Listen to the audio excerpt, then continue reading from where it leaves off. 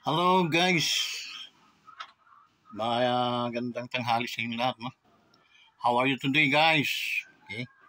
Kumusta naman ang mga buhay-buhay natin? Kumusta naman ang ating mga negosyo? No? So in terms of business, no, negosyo, yun, wala akong ibang, hindi ko kinahiya introduce sa iyo yung ating Live Good. Because ako mismo nga pag-testimony sa inyo no, na may income, no? May kita yung inyong mga pera. If you invest for about 3,000, round off natin sa 3,000, okay? And then meron kang makuha na isang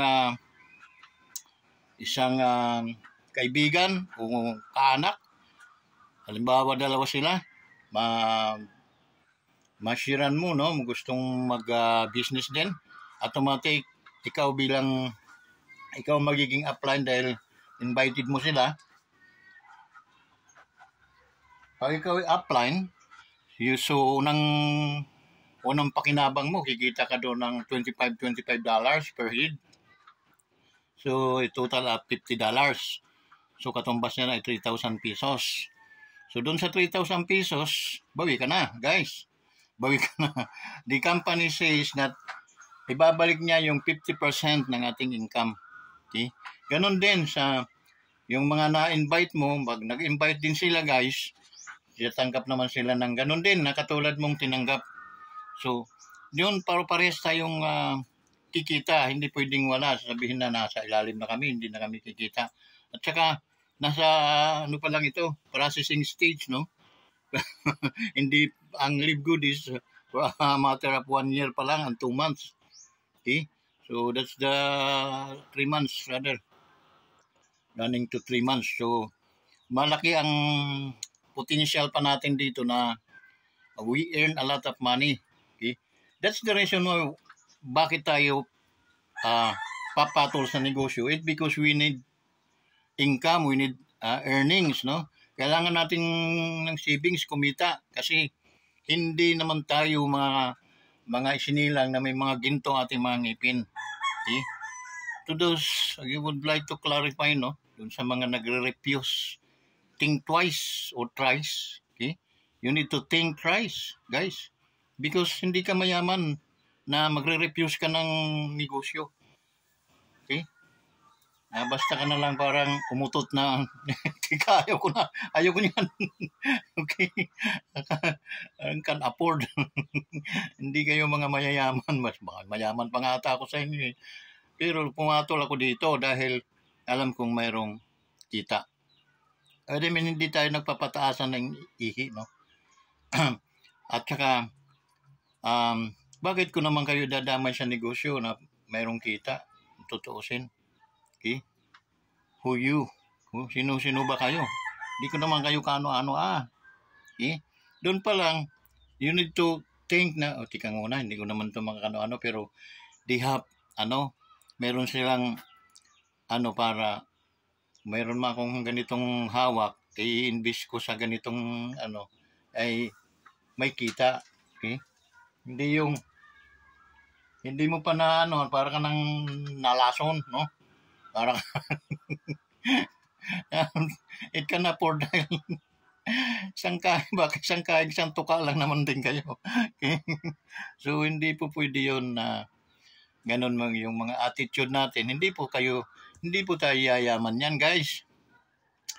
Malalayo po sa iyo ang grasya. Okay? Balang araw, magsisisi ka. Ngayon, siguro, nagtatrabaho asawa ninyo, napapakain kayo, nag-aalaga naman kayo ng inyong mga anak, pero mag-isip-isip din kayo na hindi lahat ng panahon may kalakasan tayo. Kailangan yung humanap ng paraan na matinong pamamaraan doon sa kikita. Kikita tayo ng matinong paraan. Okay? Kaya matino itong paraan dahil ito ay subscription na para itong, bibigyan ko yan ng sample, ano bang subscription? Kasi umaayaw kayo, hindi nyo alam. Okay?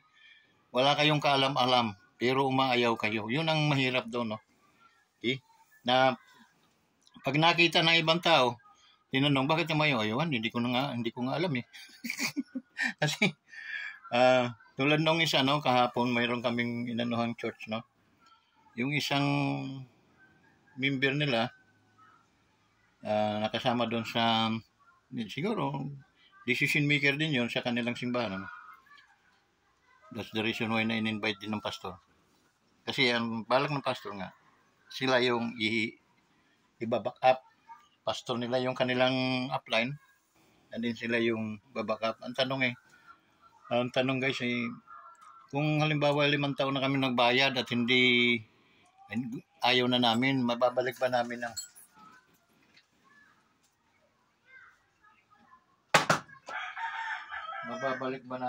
mababalik ba sa amin yung yung aming hinulog? Crazy question, nagnegosyo ka, halimbawa nagnegosyo ka, nagbenta ka ng isda, nangabutod yung mga isda mo, yung babalik mo doon sa palengke at nabutod ang isda. Binayaran mo na yun sa akin, tapos binili mo na sa akin yun, tapos ano mo, babalik mo sa akin, kunin mo yung puhunan mo, parang katarantaduhan. Tatapatin ko kayo, parang katarantaduhan yun. Di naman yun, hindi makaginoo para ka makademonyo. Dito, sa totoo lang, no? Pumasok ka katapos, nagbabayad ka, kung ayaw mo na, kukunin mo na. Ano ka? Sira ulo, para kang may sariling negosyo. Negosyo to, guys.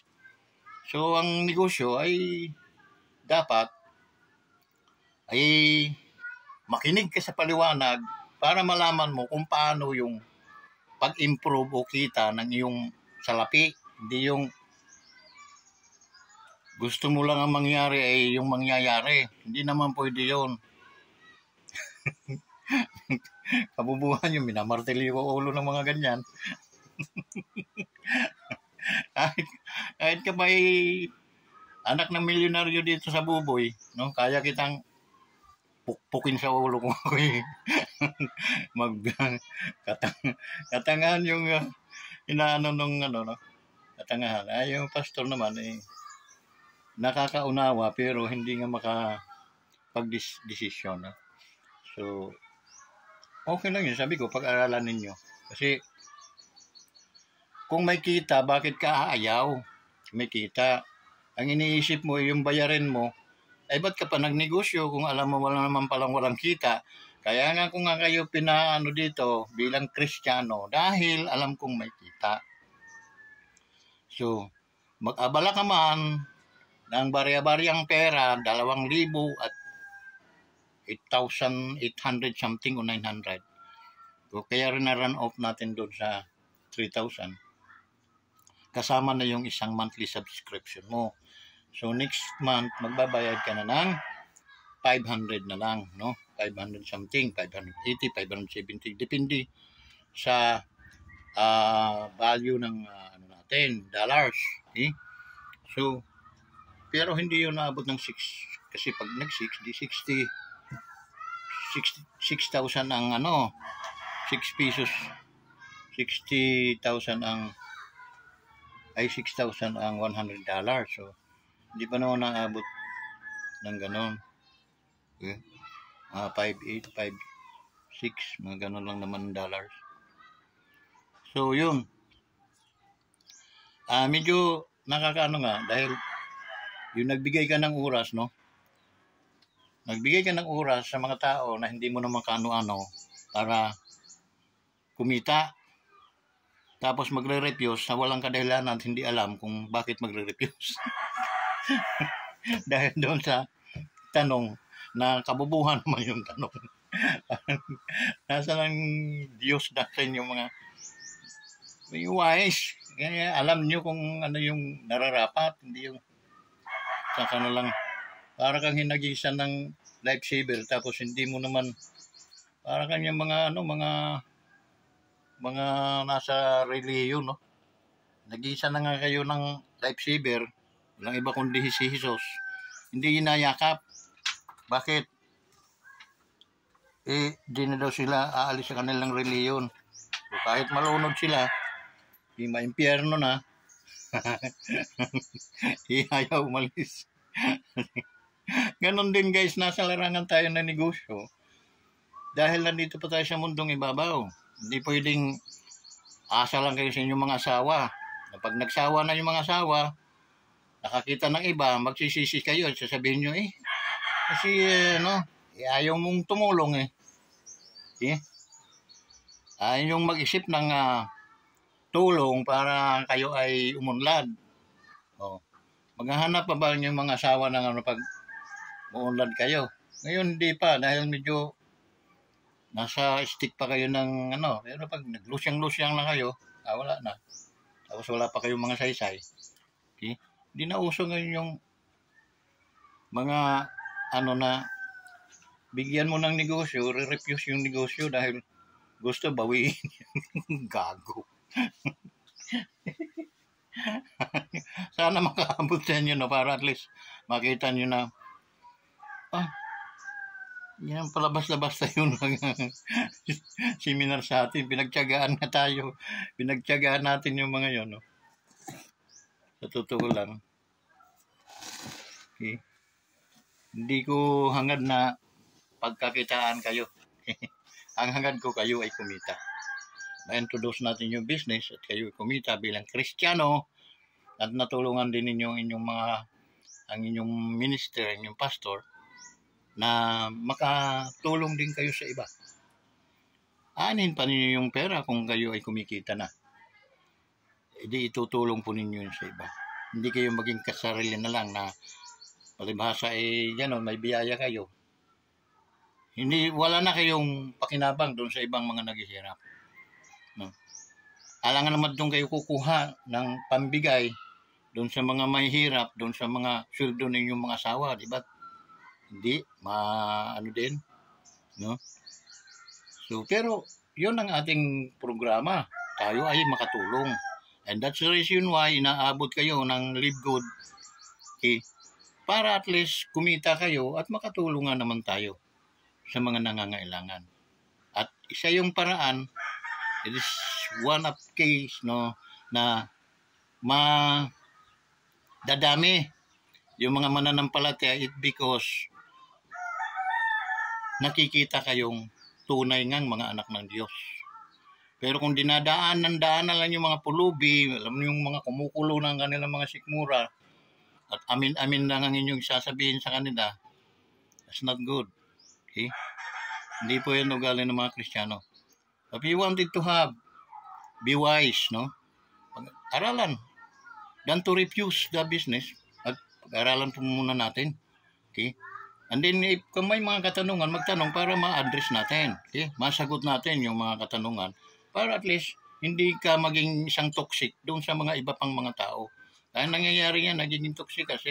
Subukan mong siraan, demanda kita. Kasi legit itong company. At huwag mong subukan. Dahil talagang kasuhan ka namin. Kaya huwag kang maging toxic, kung ayaw mo, dahil ang pera mo, pambili mo na ng mga pantalon, mga damit, hindi ka nag-iisip na magnegosyo, go. Subit. Nasa inyo yan.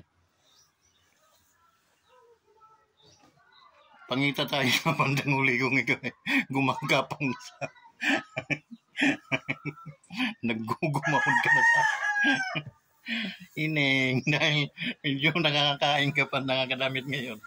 Medyo yun. And I amiss, na-amiss ako is this crazy lady is refusing the business. I called you a crazy lady. You are refusing the business. Refusing na hindi mo naman alam.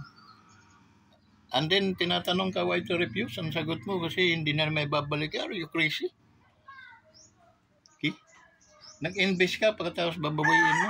Para bang nagtindahan ka, pagkatapos ng tindahan mo nalugi ka, pumunta ka sa binibilhan mo, well, nalugi ako. Akin na yung aking puhunan. Crazy lady. Yung hindi ka nga qualified dito sa business. Kahit maggumahog ka pang pumasok, hindi kita ipapasok. So, Live Good is not for you. Maybe the other. So, pag-aralan. So, yun lang guys. Naka-ano tayo sa Live Good talaga, no? Kasi magandang kitaan. Mayroon tayong 4 ways to earn. Actually, it ways, pero ang nagbi-benefit lang sa atin is sa ngayon, mga bago pa lang tayo, for about 4 ways to earn. 4 ways to earn, ano yun? Fast track bonus, yung weekly fast track bonus na may pag naka-recruit ka, recruit.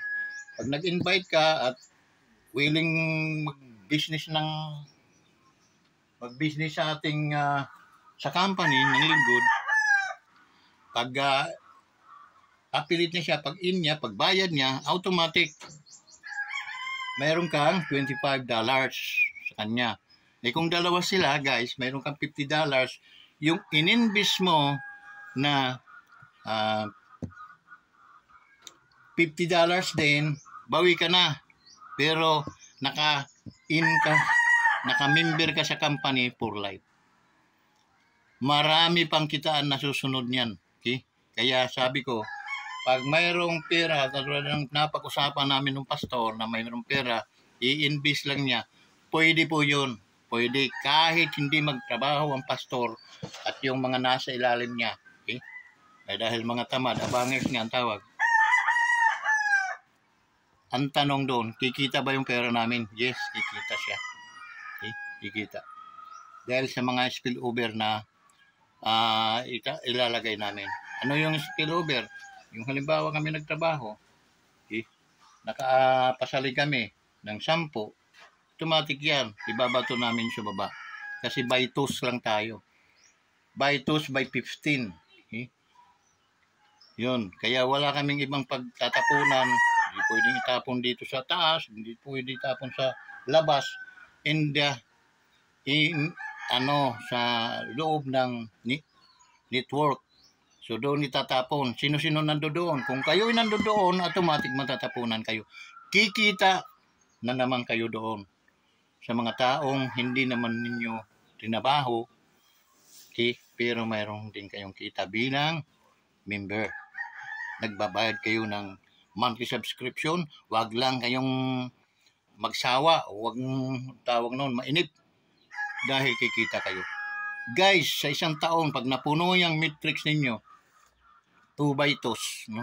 By 2 by 15, na pag napuno yan, meron kang $2,000. How much yon sa piso? Okay? So, yun guys ang kitaan dito.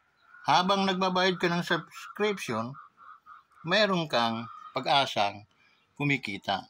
Kaya pag nag-invest kayo ng pera dito, may assurance, 100% assurance, nakikita kayo. Kung hindi ninyo kasi susubukan, paano nyo malalaman? At hindi po ako magpapakasira ng ganyan lang kalaking pera sa inyo. No? Kahiya naman sa inyo. For a matter of 3,000. O baka kayo kaya nyo. Kaya nyo manloko ng tao. Hindi po sa amin. Okay?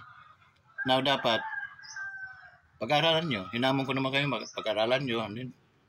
Pag-aralan nyo, pag nakita niyo okay, di go. Okay? Andito lang kami palagi. Hindi rin ako magsasawang magano sa inyo. Kahit man, halimbawa, nakapagbitaw ako, natural lang. Kasi nga, bibihira po ang Panginoon nga, galit din sa mga tatanga-tanga eh. Kaya kung tatanga-tanga, gagalit din ako. Kasi hindi nyo tiningnan yung effort na, bakit nag-effort itong mga ito? Dahil kikita. Ganun lang, kasimple. Tapos tulukuhin kami. Ano ba, hindi ba tayo magpapangita? Hindi nyo ba tayo makakasalubong? At naisip nyo yung paglulukuhin kayo? Hindi po kami man magluloko sa inyo. Kaya yun ang pakatandaan po ninyo. So, maraming salamat po sa inyong lahat at patabayan po kayo ng ating Panginoon sa inyong mga desisyon, sa inyong mga hakbang araw-araw. At nandito lang po ang ating inyong kaibigan. And then, nanatili akong invite kayo sa Live Good. Okay? dahil there is an income. Okay? Business, kikita. Try it. Kung hindi nyo kasi susubukan at magmamaktol lang kayo dahil may gusto kayong hindi pwedeng mangyari, hindi po kayo pwede sa Live Good.